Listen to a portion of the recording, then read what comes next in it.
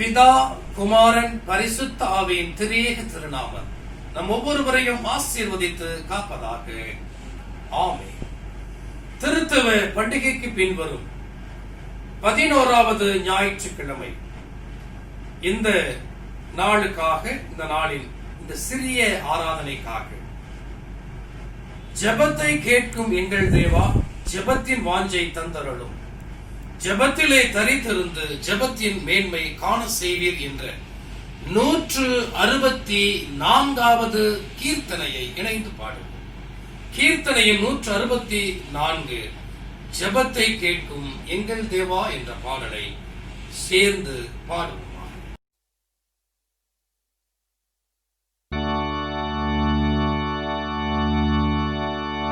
ஜெபத்தை கேட்கும் எங்கள் தேவா,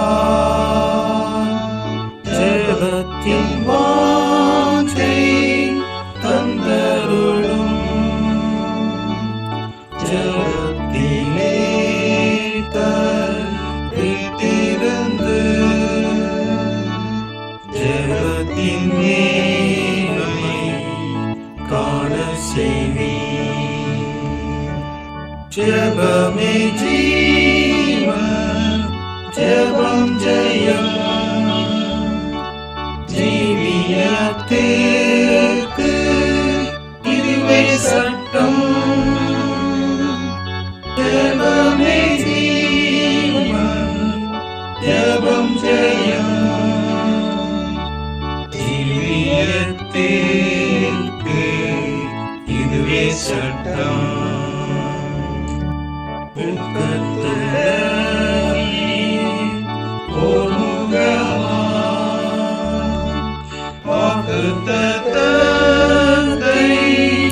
பற்றிக் கொண்டு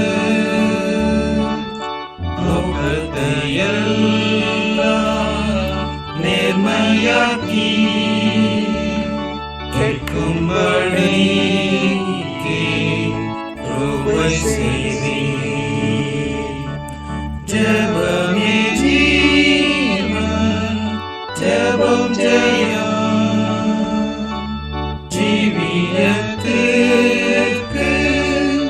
இதுவே சட்டம்.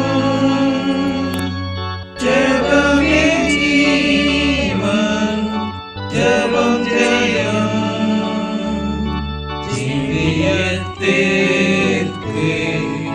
இதுவே சட்டம்.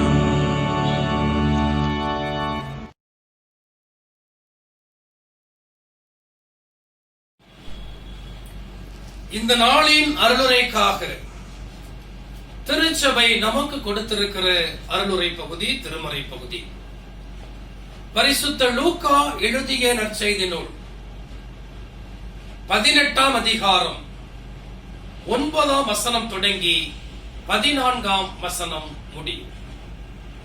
பரிசுத்த லூக்கா எழுதிய நற்செய்தி நூல் அதிகாரம் 18 வசனங்கள் 9 14 முடியும். அன்றியும் தங்களை நீதிமான்கள் என்று நம்பி மற்றவர்களை அற்பமா எண்ணின சிலரை குறித்து அவர் ஒரு உவமையை சொன்னார். 2 மனுஷர் ஜெபம் பண்ணும்படி தேவாலயத்திற்கு போனார்கள். ஒருவன் பரிசேயன், மற்றவன் ஆயக்காரன். பரிசேயன் என்று தேவனே, நான் பரிகாரர், அநியாயக்காரர், விபச்சாரக்காரர் ஆகிய மற்ற மனுஷரை போலவும் இந்த ஆயக்காரனை போலவும் இராததனால் உம்மை ஸ்தோத்தரிக்கிறேன். வாரத்தில் 2 தரம் உபவாசிக்கிறேன், என் சம்பாத்தியத்திலெல்லாம் தசமபாகம் செலுத்துகிறேன் என்று தனக்குள்ளே ஜெபம் பண்ணினார். ஆயக்காரன் தூரத்திலே நின்று தன் கண்களையும் வானத்துக்கு ஏறெடுக்க துணியாமல் தன் மார்பிலே அடித்துக் கொண்டு, தேவனே, பாவியாகி என்மேல் கிருபையாயிரும் என்றான்.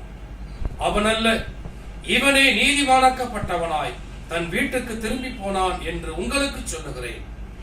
ஏனெனில் தன்னை உயர்த்துகிறவன் எவனும் தாழ்த்தப்படுவான், தன்னை தாழ்த்துகிறவன் உயர்த்தப்படுவான் என்றார் என்பதுவே.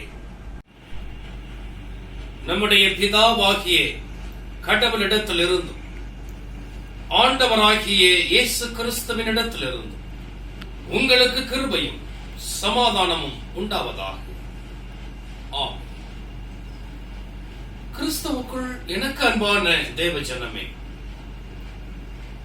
இந்த காணொளி மூலமாக உங்களை சந்திப்பதிலே மிகுந்த மகிழ்ச்சி அடைகிறேன்.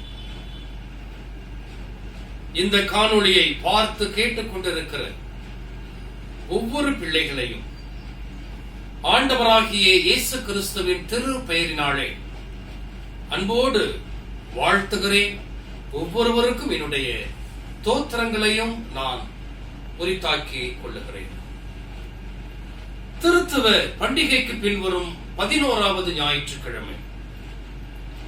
இந்த நாளிலே திருச்சபை நமக்கு கொடுத்திருக்கிற அருளுரை பகுதி நாம் ஏற்கனவே வாசிக்க கேட்ட பரிசுத்த லூக்கா எழுதிய நற்செய்தி நூல் 18ஆம் அதிகாரம் வசனங்கள் 9 தொடங்கி 14 முடி. லூக்கா 18ஆம் அதிகாரம் வசனங்கள் 9 14 முடி. இருவர் ஜெபம் செய்ய ஆலயத்திற்கு செல்லுகிறார்கள். ஒருவர் பரிசேயர், மற்றொருவர் ஆயக்காரர். இந்த இருவரை குறித்து முதலாவது நாம் தெரிந்து கொள்ள வேண்டும். ஆண்டவராகிய இயேசு கிறிஸ்து வாழ்ந்த காலத்தில் பல்வேறு இனங்கள் வாழ்ந்தார்கள். யூதர்களுக்கிடையே பல்வேறு பிரிவுகள் இருந்தது. பரிசேயர்கள், சதுசேயர்கள், எசனேயர்கள், கொலேசேயர்கள், இப்படி பல்வேறு குழுக்களாக அவர்கள் பிரிந்து வாழ்ந்து வந்தார்கள். அதிலே ஒரு குழுதான் பரிசேயர்கள். இன்னொரு மக்கள் கூட்டம், அவங்க யாருன்னா இப்பொழுது நாம் வாசிக்க கேட்ட ஆயக்காரர்கள். இவர்கள் ரோம அரசாங்கத்தினால் யூதர்கள் மத்தியிலே வரி வசூல் செய்வதற்காக நியமிக்கப்பட்ட கவர்மெண்ட் சர்வெண்ட். அதுல ஒருவர் தான் இந்த ஆயக்காரர். சகேயுவும் ஒரு ஆயக்காரர் என்பதை நாம் புரிந்து கொள்ள வேண்டும். ஆயக்காரரை குறித்து ஏற்கனவே ஒன்று சொல்லப்பட்டது என்று சொன்னால் சகேயு. அடுத்த அதிகாரத்தில் சகேயு என்பவர் வருவார். ஆக பரிசேயர்கள் என்பவர்கள் யூத சட்ட திட்டங்களை, நியாய பிரமாணங்களை, கடவுள் நமக்கு கொடுத்த அந்த நியாய பிரமாணங்களையும் யூத சட்ட திட்டங்களையும் மிக கடுமையாக கடைபிடிப்பவர்கள் தான் பரிசேயர்கள். அதிலே ஒரு எழுத்து கூட மாறாதபடி, பிசகாதபடி ரொம்ப பர்ஃபெக்டா அதை கடைபிடிப்பார்கள். ஆனால் ஆயக்காரர்களோ அவர்கள் தனக்கு உரியதை விட, இன்னும் சொல்ல போனால் ரோம அரசாங்கத்தினால் வரி வசூல் செய்வதை விட பல்வேறு மற்றவர்களால் புறக்கணிக்கப்படுகிற, மற்றவர்களால் அருவருக்கத்தக்க, மற்றவர்களால் அவர்கள் எதிரிகளாக பார்க்கப்படுகிற அளவிற்கு தன்னுடைய வாழ்க்கையை அவர்கள் அமைத்திருந்தார்கள். நன்றாக நம்ம பார்க்க முடியும். சகேயு ஒரு ஆயக்காரன். அவன் என்ன சொல்றான்? நான் யாரிடத்திலேயாவது இரட்டத்தனையாக வாங்கினது உண்டானால் நாளத்தனையாக திருப்பி தருகிறேன் என்று சொல்லுகிறான். அப்படியானால் இந்த ஆயக்காரர்கள் அரசாங்கத்திற்கு வரி வசூல் செய்து கொடுப்பதோடு மட்டுமல்லாது அதை பல்வேறு வகையிலே பணத்தை வாங்குவதற்கும், அதை சேமித்து வைப்பதற்கும் அல்லது செலவு செய்வதற்கும் அவர்கள் அந்த வேலையும் செய்து வந்தார்கள். ஆகவே எல்லா யூத மக்களால் அவர்கள் வெறுக்கப்பட்டார்கள் என்பதை நம்ம புரிந்து கொள்ள வேண்டும். சரிங்க, இந்த ரெண்டு பேருடைய பண்பை பற்றி நான் இப்பொழுது உங்களோடு நான் பேசிட்டேன். இப்போ இருவரும் ஆலயத்திற்கு செல்றாங்க, ஆலயத்திலே ஜெபம் செய்கிறார்கள். நான் 4 பார்வை இதை பார்க்கிறேன். முதலாவது, இந்த இடத்துல மற்றவர்கள் இந்த 2 பேரை எப்படி பார்க்கிறார்கள்? அதாவது மற்றவர்கள் என்று சொன்னால் பரிசேயரையும் ஆயக்காரரையும் மற்ற மக்கள், பொதுவான மக்கள் எப்படி பார்க்கிறாங்க? பரிசேயரை அவர்கள் பார்க்கிற பார்வை என்பது, அவர் ஒரு பக்திமான், நியாய பிரமாணத்தை சரியாக கடைபிடிக்கிறவர்கள், அவர்களுக்கு என்று ஒரு மரியாதை உண்டு என்று சொன்னால், ஏதாவது நியாய பிரமாணத்திலே ஒரு சந்தேகம் என்று சொன்னால் உடனடியாக பரிசேயரிடத்தில் தான் போய் கேட்பாங்க. அந்த அளவிற்கு நியாய பிரமாணத்தை கரைத்து குடித்து அதன்படி வாழுகின்ற ஒரு மக்கள் கூட்டம் தான் இந்த பரிசேயர். ஆகவே பரிசேயர்களுக்கு நல்ல ஒரு மரியாதை இருந்தது. ஆனால் ஆயக்காரருக்கோ அப்படிப்பட்ட மரியாதை அல்ல, அவர்கள் மீது வெறுப்பு தான் இருந்தது. ஏனென்று சொன்னால், இவன் நம்மிடத்திலே காசு வாங்கிட்டு போய் ரோமர்கள்ட்ட கொண்டு போய் கொடுக்கிறானே என்கிற வெறுப்பு வேறு, இரட்டத்தனையாக வாங்கக்கூடிய ஒரு சூழ்நிலையும் அவர்களுக்கு இருந்திருக்கிறது. ஆக அன்பான தன்னுடைய பிள்ளைகளே, நான் ஏன் சொல்றேன் சொன்னால், ஆயக்காரரை பார்த்தாலே அந்த இஸ்ரவேல் மக்களுக்கு கோபமும் வெறுப்பும் வரும். அந்த அளவிற்கு ஆயக்காரர்கள் வாழ்ந்து வந்தார்கள். ஆக இந்த இருவரையும் குறித்து மற்றவர்கள் பார்த்த பார்வையை இப்பொழுது நாம் பார்த்தோம். இப்பொழுது அவரவர் தன்னை பார்த்த பார்வை, தன்னை குறித்து எப்படி பார்க்கிறாங்க? இந்த இடத்துல பரிசேயர் எப்படி பார்க்கிறார்? தன்னை ஒரு நீதிமானாக தன்னை பார்க்கிறார். நான் ஒரு நீதிமான், நான் இந்த நியாய பிரமாணத்தில் சொல்லப்பட்டதை விட அதிகமாக நான் செயல்படுகிறேன். உதாரணமாக சொல்ல வேண்டும் என்று சொன்னால், லேவியராகமம் 16ஆம் அதிகாரம் வசனங்கள் 29 34, அடுத்து அதே லேவியராகமம் 23ஆம் அதிகாரம் 26 32, இந்த 2 பகுதியும் வருஷத்துல ஒரு நாள் இருக்கிற ஓய்வு நாளை குறித்து நமக்கு சொல்லுகிறது. அதிலே அந்த முழு நாளும் அவர்கள் எந்த வேலையும் செய்யக்கூடாது. அப்படி என்று சொன்னால் உணவும் அருந்தக்கூடாது. எந்த வேலையும் செய்யக்கூடாது, உணவும் அருந்தக்கூடாது. ஆனால் இந்த இடத்திலே பரிசேயர் சொல்லுகிறார், நான் வாரத்திற்கு 2 முறை உபவாசிக்கிறேன். அப்படி என்று சொன்னால் 54 வாரங்கள், அதிலே 2 நாட்கள் உபவாசம் என்று சொன்னால் 100 எத்தனை நாள் வருதுங்க? 8 நாட்கள் வருகிறது. அப்படியானால் திருச்சட்டம் நியாயப்பிரமாணம் சொல்வதை விட அதிகமான முறையிலே இவர் உபவாசம் இருக்கிறார்.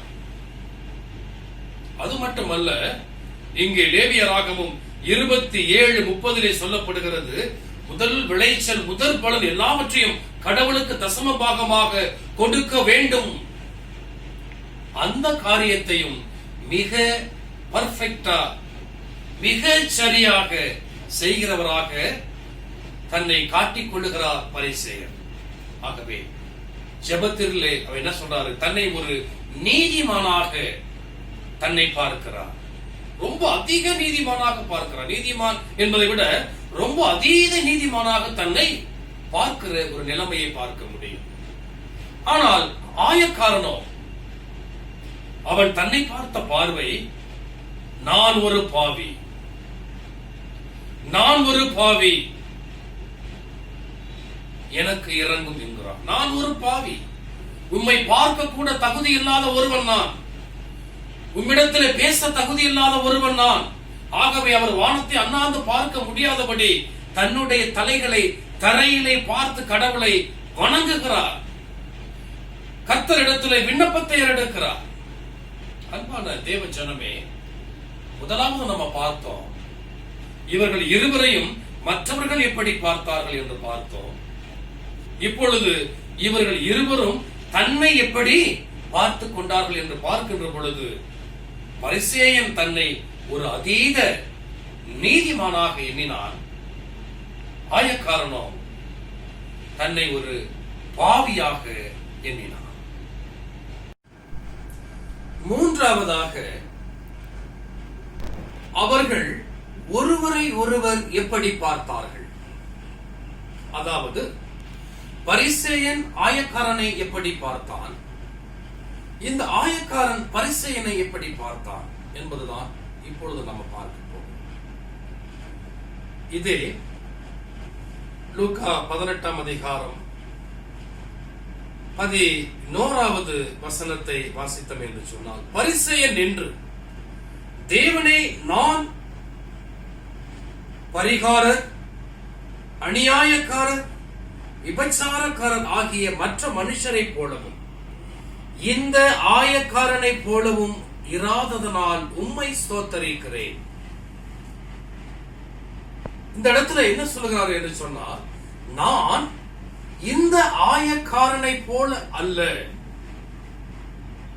அப்படியானால் பரிசேயனுடைய பார்வையிலே இந்த ஆயக்காரன் மிகவும் துச்சமாக எண்ணப்பட்டான், மிகவும் கேவலமாக எண்ணப்பட்டான். அன்பான தேவ ஜனமே, நன்றாக ஒன்று நல்லா நீங்க பார்க்கணும். இந்த பகுதியில 13ஆம் வசனத்தை நான் வாசிக்கிறேன். ஆயக்காரன் தூரத்திலே நின்று தன் கண்களையும் வானத்துக்கு ஏறெடுக்க துணியாமல் தன் மார்பிலே அடித்துக் கொண்டு, தேவனே, பாவியாகிய என்மேல் கிருபையாயிரும் என்றான். ஆயக்காரன் ரொம்ப தூரத்துல நிற்கிறான். அதாவது பரிசேயன் ஆலயத்திற்கு உள்ளே நிற்கிறான் என்று சொன்னால், ஆயக்காரன் ஆலயத்தை விட்டு வெளியே தூரமாக நின்று கடவுளை நோக்கி மன்றாடுகிறான். அப்படி இருக்கின்ற பொழுது இந்த பரிசேயன் ஆயக்காரனை திரும்பி பார்த்திருக்கிறான். ஆல்டர் மணி நிக்கிறாங்க ரெண்டு பேரும். ஆல்டர் மணி முன்னாடி நிக்கிறார் பரிசேயர், ரொம்ப தூரத்துல நிக்கிறார் ஆயக்காரன். இவனுடைய ஜெபம் ஆல்டரை நோக்கி அல்ல, பலிபீடத்தை நோக்கி அல்ல, மாறாக இந்த ஆயக்காரனை திரும்பி பார்க்கிறார். என்னை இந்த ஆயக்காரனை போல படைக்காததற்காக உமக்கு நன்றி என்று சொல்கிறார் என்று சொன்னால், இந்த ஆயக்காரனை மிகவும் ஒரு கேவலமாக, ஒரு துச்சமாக மதிக்கின்ற ஒரு நிலைதான் பரிசேயனிடத்திலே இருந்தது. ஆயக்காரன் அவன் பரிசேயனை பார்த்தான் என்று கூட இங்கு பதிவு செய்யவில்லை. ஒருவேளை பார்த்திருப்பான். ஏனென்று சொன்னால், தனக்கு முன்னேதான் நின்று அவர் என்ன பண்றாரு, ஜெபம் செய்கிறார். ஆக ஆயக்காரன் இந்த இடத்துல பரிசேயனை பார்க்கவில்லை, மாறாக தன்னை குறித்து மட்டுமே, தன்னுடைய பாவத்தை மட்டுமே, தனக்கு இரக்கம் தேவை என்பது மட்டுமே, கர்த்தரிடத்திலே எனக்கு கிருபை வேண்டும் என்பது மட்டுமே அவனுடைய முழு நோக்கமாய் இருந்ததே ஒழிய, பரிசேயனை பார்த்து ஜெபம் செய்கிற அளவிற்கு அவன் மனசு இல்லை. அவனோட மனசு அப்படி அல்ல. எனக்கு தேவை விடுதலை, எனக்கு தேவை பாவ மன்னிப்பு, எனக்கு தேவை கர்த்தரிடத்திலே இரக்கம், எனக்கு தேவை கர்த்தரிடத்திலே கிருபை. இதிலே மட்டும்தான் அவன் முக்கியமாக எண்ணி ஜெபித்தானே ஒழிய, பரிசேயனை பார்ப்பதற்கு அவன் நேரமில்லை, அவனுக்கு நேரம். அன்பான தேவ ஜனமே, பரிசேயன் ஆயக்காரனை பார்க்கிறான். அதாவது பரிசேயன் ஆயக்காரனை பார்க்க முடியாது, இருந்தாலும் திரும்பி பார்க்கிறாரு. ஆயக்காரன் பரிசேயனை பார்ப்பதற்கு வாய்ப்புகள் இருக்கிறது, இருந்தாலும் பரிசேயனை அவர் பார்க்கவில்லை. கிறிஸ்துவுக்குள் அன்பான தேவ ஜனமே, இப்பொழுது இந்த இருவரையும் இயேசு கிறிஸ்து பார்த்த பார்வை இதுதான் ரொம்ப முக்கியம். இதுதான் ரொம்ப ரொம்ப முக்கியம். எங்கே இயேசு கிறிஸ்து ஒரு நியாயாதிபதியாக அமர்ந்திருக்கிறார் என்று வைத்துக் கொள்வோம். இங்கே தீர்ப்பு சொல்லுகிறார். என்ன சொல்றார் என்று சொன்னால், தீர்ப்பு உண்மையாகவே யாருக்கு சாதகமா இருந்திருக்கணும்? பரிசேயனுக்கு சாதகமா இருந்திருக்கணும். தசமபாகம் கொடுக்கிறார்.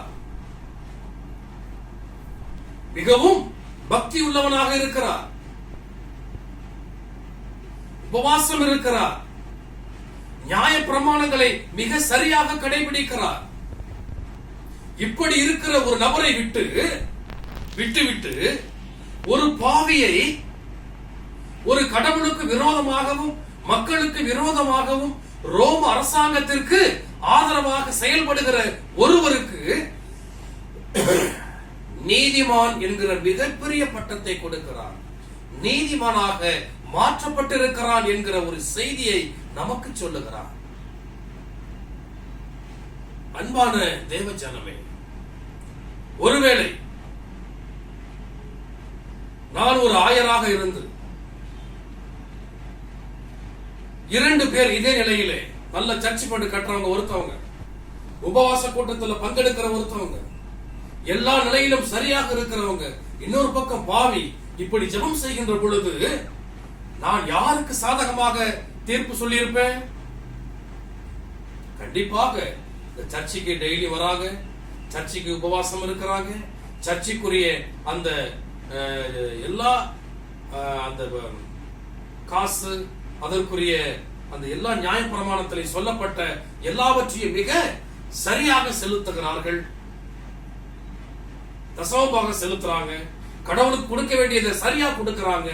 ஆகவே அவர்கள்தான் நீதிமான் என்று நான் சொல்லி இருப்பேன். ஆனால் ஆண்டவராகிய இயேசு கிறிஸ்து வெளியரங்கமான வாழ்க்கையை பார்க்கவில்லை. மாறாக யார் மனதிலே தாழ்மை இருந்தது என்று பார்க்கிறார். அன்பான தேவ ஜனமே, ஆண்டவராக இயேசு கிறிஸ்து நாம் எப்படி ஜெபம் செய்ய வேண்டும் என்று நமக்கு சொல்லிக் கொடுத்திருக்கிறார். பரமண்டலங்கள் இருக்கிற எங்கள் பிதாவே என்று ஆரம்பிக்கிற அந்த ஜெபம் நம்முடைய கர்த்தரால் கற்பிக்கப்பட்டது. ஆனால் இந்த திருமறை பகுதியின் மூலமாக நமக்கு சொல்லுகிற செய்தி என்ன தெரியுமா? எந்த சூழ்நிலையில் ஜெபம் செய்ய வேண்டும்? ஜெபம் செய்கின்ற பொழுது உன்னுடைய மனசுல என்ன இருக்கணும்? உன்னுடைய மனதிலே மேட்டிமை இருக்குமாயின் அந்த ஜெபம் நிராகரிக்கப்படும். உன்னுடைய மனதிலே தாழ்மை இருக்குமாயின் அந்த ஜெபம் கடவுளால் அங்கீகரிக்கப்படும் என்கிற செய்தியை நமக்கு சொல்லுகிறார். அன்பான தேவ ஜனமே, ஜெபம் செய்வதற்கு முன்பதாக நம்முடைய மனசு, நம்முடைய எண்ணங்கள் எப்படி இருக்கிறது? கர்த்தரிடத்திலே நான் ஒன்றும் இல்லாதவன் என்று முழங்கால் படியிட்டு ஜெபித்த அந்த தானியேலை போல நாம் இருக்கிறோமா? யோசித்து பாருங்கள். அந்த தானியேல் 6ஆம் அதிகாரத்துல நான் முதல் வசனத்தை வாசிட்டு அடுத்தது 10ஆம் வசனத்துக்கு போறேன்.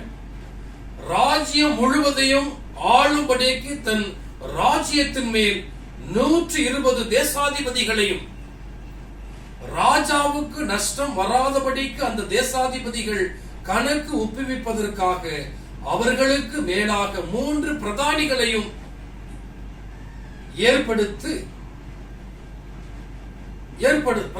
ஏற்படுத்துவது தரியுவுக்கு நலம் என்று கண்டது. இவர்களில் தானியேல் ஒருவனாய் இருந்தார். 120 ராஜ்யத்தின் மேல் 120 தேசாதிபதிகளை உண்டாக்குறாங்க. அந்த 120க்கு மேல 3 பேர் அவங்க உண்டாக்குறாங்க. அவங்க 3 பேர் நியமிக்கிறாங்க. அந்த 3 பேர்ல தானியேல் ஒருவனாய் இருந்தார். இப்படி இருக்கையில் தானியேல் பிரதானிகளுக்கும் தேசாதிபதிகளுக்கும் மேற்பட்டவனாய் இருந்தார். அந்த 120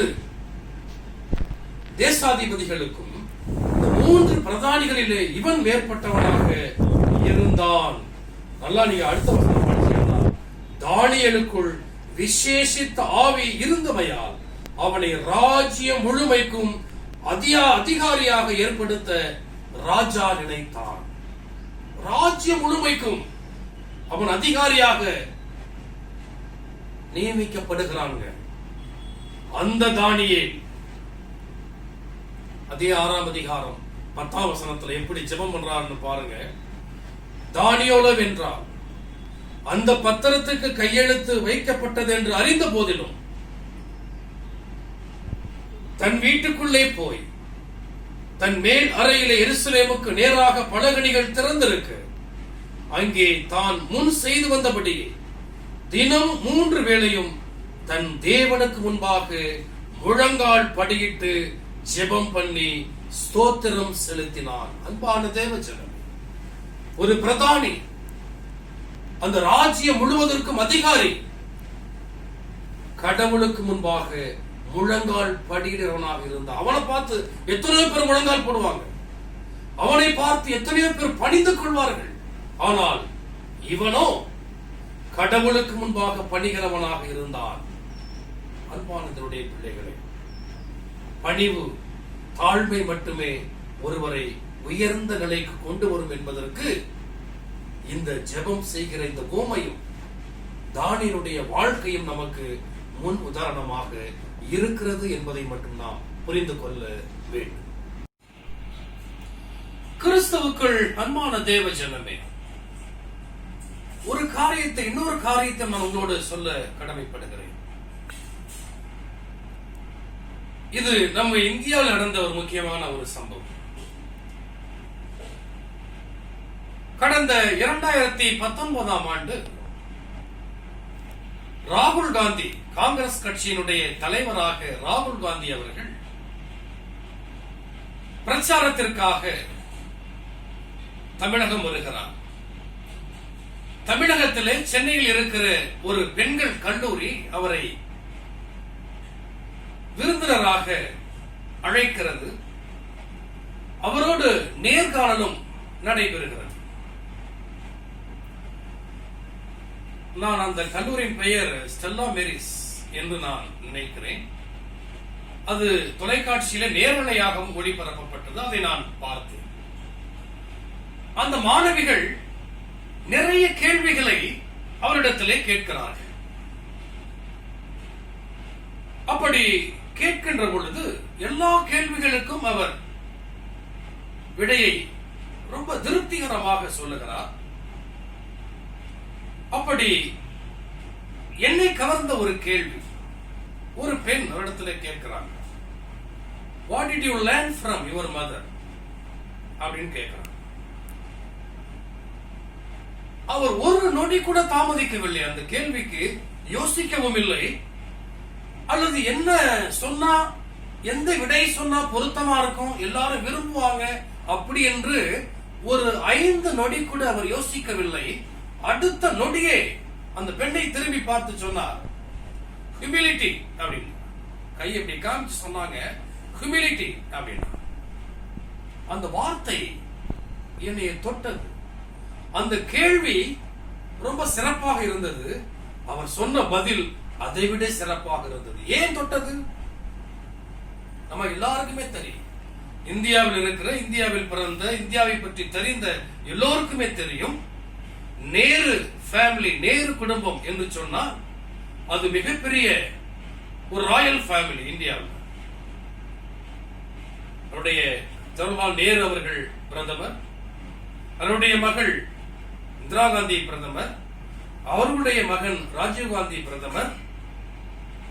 அடுத்து அந்த கட்சி சார்பாக பிரதமரை உருவாக்கினார்கள். அந்த அளவிற்கு ஒரு தகுதி படைத்தவர்கள், எந்த வகையிலுமே மற்றவரிடத்தில் எந்த உதவியும் கேட்காத அளவிற்கு மிகப்பெரிய பணக்காரர்கள், சகல ஆளுமையும் கையில் வைத்திருந்தவர்கள்.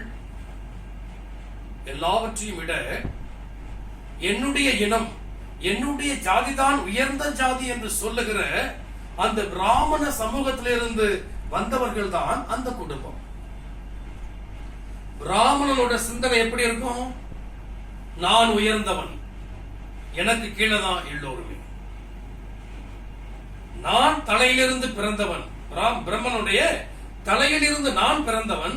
எனக்கு பிறகுதான் மற்ற எல்லா ஜாதியும் பிறந்தவன். ஒருத்தன் நெஞ்சில பிறந்தவன், ஒருத்தன் கழுத்துல பிறந்தவன், ஒருத்தன் வயிற்றுல பிறந்தவன், ஒருத்தன் முழங்கால பிறந்தவன்.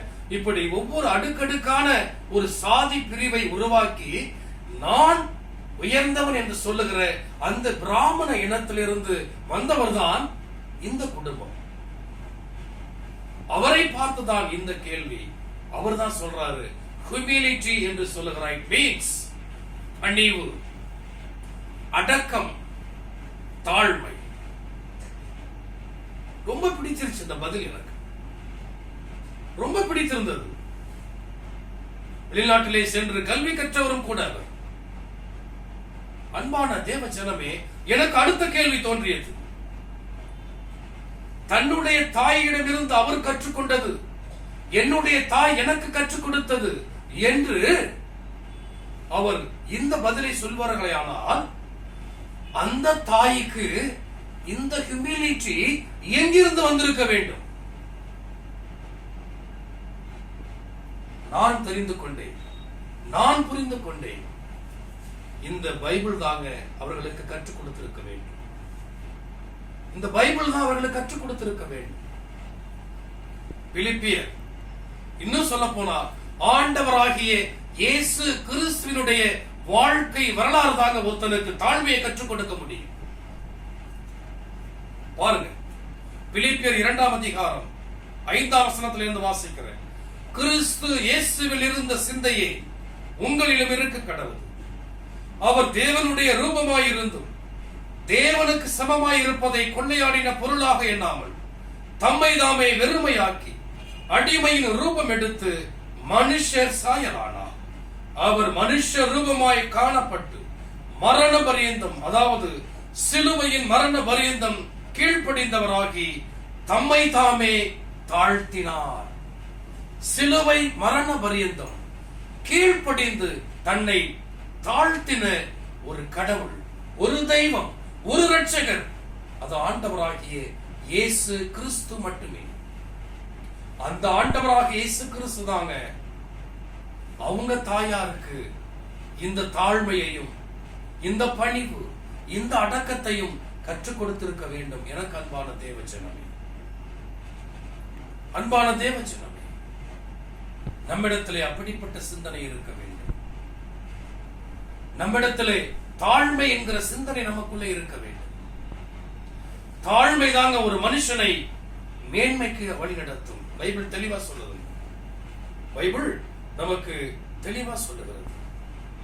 தாழ்மை மட்டுமே நம்மை வழிநடத்தும். தாழ்மை உள்ளவர்களுக்கோ கிருபை அளிக்கிறார். ஆக தாழ்மை எங்க இருக்கிறதோ அங்கே கடவுள் இருக்கிறார். அவர்களை நோக்கி பார்க்கிறார். அதற்கு இந்த இடத்துல இந்த ஊமை சொல்லி முடிச்சுட்டு சாமி என்ன சொல்றாங்க?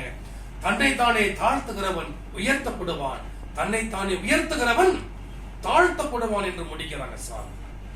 அப்ப நீங்கள் ஜெபம் செய்கின்ற பொழுது நமக்கு சொல்லுகிற செய்தி, நீங்கள் ஜெபம் செய்கின்ற பொழுது தாழ்மை உள்ள சிந்தனையோடு ஜெபம் செய்யும். ஜெபம் எப்படி பண்ணணும்னு சொல்லி கொடுத்துட்டாங்க சாமி. ஜெபம் எந்த சிந்தனையோடு பண்ண வேண்டும் என்பதை இந்த ஊமை மூலமாக நமக்கு சொல்றாங்க. தாழ்மை இருக்கும். ஒருவேளை ஆண்டவராக இயேசு கிறிஸ்துவின் இடத்திலே நான் இருந்திருப்பேனே, ஆனால் பரிசு எனக்கு தாங்க, நீ தாப்பா ரொம்ப பர்ஃபெக்ட் நான் சொல்லி கொடுத்திருப்பேன், உன்னுடைய ஜெபம் கேட்கப்பட்டது என்று நான் சொல்லி இருப்பேன். என்னன்னு சொன்னா, நீ இப்படி உபவாசம் இருக்கிற, நீ தசமமாக இருக்கிற கொடுக்கிற, நீ இப்படி கடவுளின் நியாய பிரமாணத்தை மிக சரியாக கடைபிடிக்கிற, நீதானே பக்திமான், நீதானே கடவுளுக்கு உகந்தவனாக இருக்க முடியும் என்று சொல்லி அவனுக்கு அவனுடைய சார்பாக அவனுடைய ஜெபத்தை நான் அங்கீகரித்திருப்பேன். இதுதாங்க மனுஷ சிந்தனை. எனக்குள்ளே இருக்கிறது மனுஷீக சிந்தனை. ஆனால் கடவுள் வெளியரங்கமான தோற்றத்தை, வாழ்க்கையை அவர் பார்க்கவில்லை. வெளியரங்கமான வாழ்க்கையை எங்கேயும் பார்க்க மாட்டார். உன் மனசுல என்ன இருக்குன்னு தான் பார்க்கிறார். மனுஷனோ முகத்தை பார்க்கிறான், கர்த்தரோ உள்ளத்தை பார்க்கிறார். அந்த இடத்துல கடவுள் என்ன செய்யறாருங்க? தாழ்மையை பார்க்கிறார், தாழ்மையை பார்க்கிறார். அவனுக்கு நீதிமான் என்கிற பட்டத்தை கொடுக்கிறார். நீதிமானாக மாற்றப்பட்டிருக்கிறான் என்கிற ஒரு மிகப்பெரிய பட்டத்தை அவனுக்கு கொடுத்து அனுப்புகிறார். அப்படியானால் யாருடைய ஜெபம் அங்கீகரிக்கப்பட்டது? ஆயக்காரனுடைய ஜெபம் அங்கீகரிக்கப்பட்டது. அன்பான தேவ ஜனமே, ஒண்ணு மட்டும் புரிஞ்சுக்கணும். ஒரே ஒரு செய்தி என்னன்னு கேட்டீங்கன்னா, பரிசேயனுடைய மனசு என்ன தெரியுமா இருந்துச்சு? நான் இப்படி செய்கிறேன், நான் அப்படி செய்கிறேன், நான் இதை செய்கிறேன், நான் நான் நான் என்று அவன் சொல்லுகின்ற பொழுது அவனிடத்துல இருந்த மனசு என்ன தெரியுமா? எனக்கு கடவுள் வேண்டும், மன்னிக்கணும், கடவுளுக்கு நான் வேண்டும் என்கிற சிந்தனை இருந்துச்சு. பரிசேய சிந்தனை என்ன தெரியுமா? கடவுளுக்கு நான் வேண்டும். ஆனால் ஆயக்காரனோ எனக்கு கடவுள் வேண்டும், எனக்கு கடவுள் வேண்டும். பரிசேய சிந்தனை, நான் இல்லாமல் கடவுளால் ஒன்றும் செய்ய முடியாது, அப்படி இருந்தது. ஆனால் ஆயக்காரனுடைய சிந்தனையும் கடவுள் இல்லாமல் எனக்கு மீட்பு இல்லை, கடவுள் இல்லாமல் எனக்கு ரட்சிப்பு இல்லை, கடவுள் இல்லாமல் எனக்கு இரக்கம் இல்லை, கடவுள் இல்லாமல் எனக்கு கிருபை இல்லை, ஆகவே கடவுள் இல்லாமல் நான் இல்லை அப்படிங்கிற மனசு சிந்தனை யாருக்கு வருகிறதோ அந்த சிந்தனை கடவுள் நீங்கள் என்ன ஜெபம் செஞ்சாலும் அது கடவுளால் அங்கீகரிக்கப்படும். ஆனால் இப்ப உள்ள ஜெபம் எப்படி தெரியுமா இருக்கு? இப்ப உள்ள ஜெபம் கடவுளுக்கே கட்டளையிடுவதாக இருக்கிறது. செய்வீராக, இப்படி நடப்பதாக. ஜெபம் அப்படிங்கிறது விண்ணப்பம், வேண்டுதல், விண்ணப்பம். அத பணிவோடு, தாழ்மையோடு, அடக்கத்தோடு கேட்டாதாங்க ஜெபம். ஆக கடவுள் அப்பொழுது நம்முடைய ஜெபத்துக்கு அவர் பதில் கொடுப்பார். ஆக இதுவரையில் நம்முடைய ஜெபம் எப்படி இருந்துச்சுங்கிற அவசியம் இல்லை. இப்பொழுது இனிவரும் காலங்களிலே தாழ்மை உணர்வோடு நாம் ஜெபிப்போம். அப்படிப்பட்ட ஜெபம் கடவுள் அங்கீகரிப்பார். ஆண்டவர் தாமே இந்த திருவார்த்தைகளை உங்களுக்கு ஆசீர்வதித்துக் கொடுப்பாராக. ஆமென். ஜெபம் செய்வோம்.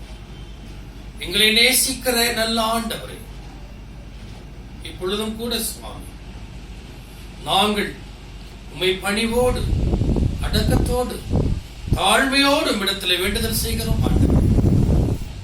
ஆம் சுவாமி, எங்களுக்குள்ளே மேட்டிமை என்கிற எண்ணம் வராதபடி எங்களுக்குள்ளே ஆண்டவரை தாழ்மை என்கிற உணர்வை எங்களுக்கு கொடுத்து, தாழ்மை உள்ளவர்களுக்கோ நீர் கிருபை அளிக்கிறீர் என்ற அந்த திருவசனத்தின் அடிப்படையில் உம்முடைய கிருபையை நாங்களும் பெற்றுக்கொள்ள தேவரின் கிருபை செய்ய வேண்டுமாய் ஜெபிக்கிறோம் ஆண்டவர். ஆம் சுவாமி, உம்முடைய ஜெபம் உம்மிடத்திலே ஏறெடுக்கின்ற பொழுது தாழ்மையின் சிந்தனை எங்களுக்கு கொடுத்து நீர் எங்களை ஆசீர்வதிக்க வேண்டுமாய் ஜெபிக்கிறோம். இயேசு கிறிஸ்துவின் வழியாக உம்மிடத்திலே கேட்கிறோம் ஜீவனுள்ள பிதாவே, ஆமென். பரமண்டலங்கள் இருக்கிற எங்கள் பிதாவே, உம்முடைய நாமம் பரிசுத்தப்படுவதாக, உம்முடைய ராஜ்யம் வருவதாக, உம்முடைய சித்தம் பரமண்டலத்திலே செய்யப்படுகிறது போல பூமியிலேயும் செய்யப்படுவதாக. அன்றன்று வேண்டிய எங்கள் ஆகாரத்தை இன்று எங்களுக்கு தந்தரலும். நாங்கள் எங்கள் நாளிகளுக்கு மன்னிக்கிறது போல நீர் எங்கள் பாவங்களை மன்னியும். எங்களை சோதனைக்குள் பிரவேசிக்க பண்ணாதிரும், தீமை என்று ரட்சித்திரலும். ராஜ்யமும் வல்லமையும் மகிமையும் என்றென்றைக்கும் உம்முடையவைகளே. ஆமென். நம்முடைய ஆண்டவராகிய இயேசு கிறிஸ்துவின் கிருபை, பிதாவாகிய கடவுளின் அன்பு, பரிசுத்த ஆவியின் ஐக்கியமும் அரவணைப்பும் பாதுகாப்பும் பராமரிப்பும் வழிநடத்துதலும் நம் அனைவரோடும் இப்பொழுதும் எப்பொழுதும் சதா காலங்களில் நின்று நிலவுவதாக. ஆமென். சுவாமியே கிருபையாயிரும், கிறிஸ்துவே கிருபையாயிரும், சுவாமியே கிருபையாயிரும். ஆமென். கர்த்தாவின் சமாதானம் உங்களோடு இருப்பதாக. தேவா பதில் தாருமே.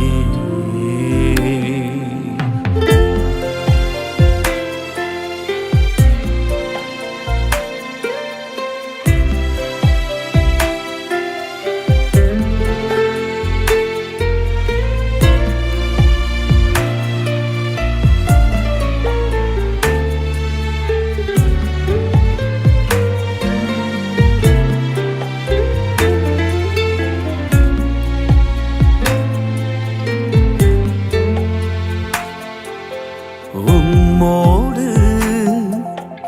எந்நாளும் உறவாட அருள் செய்யுமே.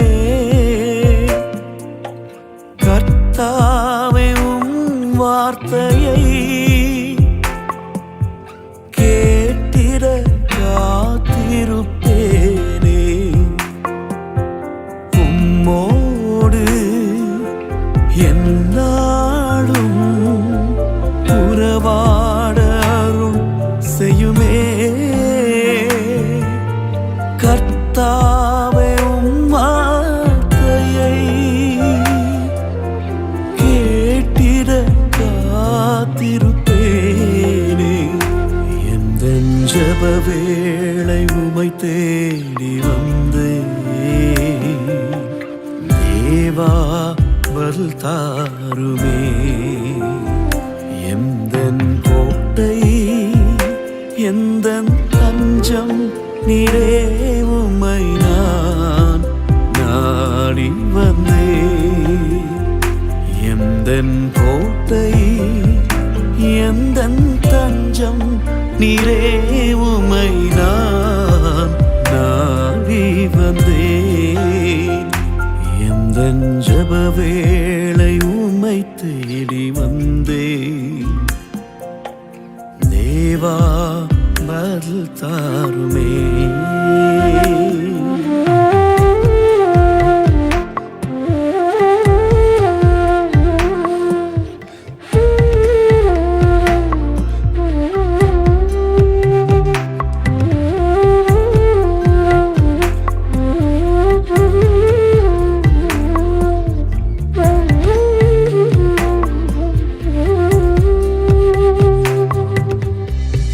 இருளில் இருக்கும் மாந்தர்கள் இரட்சகராக இயேசு கிறிஸ்துவின் வெளிச்சத்தண்டை வருவதற்கு அவர்களை குறித்துதான ஒரு கரிசனை பாரத்தை எங்கள் உள்ளத்தில் தருவீராக. நம்பிக்கை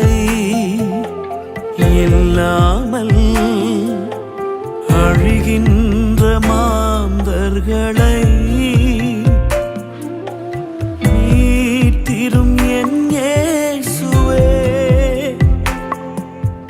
போராடி ஜெபிக்கின்றேன் நாதா.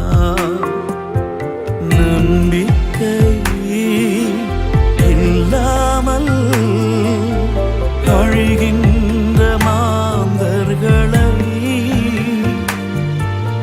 மீட்டிடும் என் இயேசுவே. போராடி ஜெபிக்கின்றேன் நாதா. எந்தன் ஜெப வேளை உமை தேடி வந்தேன். தேவா பதில் தாருமே. எந்தன் கோட்டை எந்தன் தஞ்சம் நீரே, உம்மை நான் நாடி வந்தேன். எந்தன் கோட்டை எந்தன் தஞ்சம் நீரே, உம்மை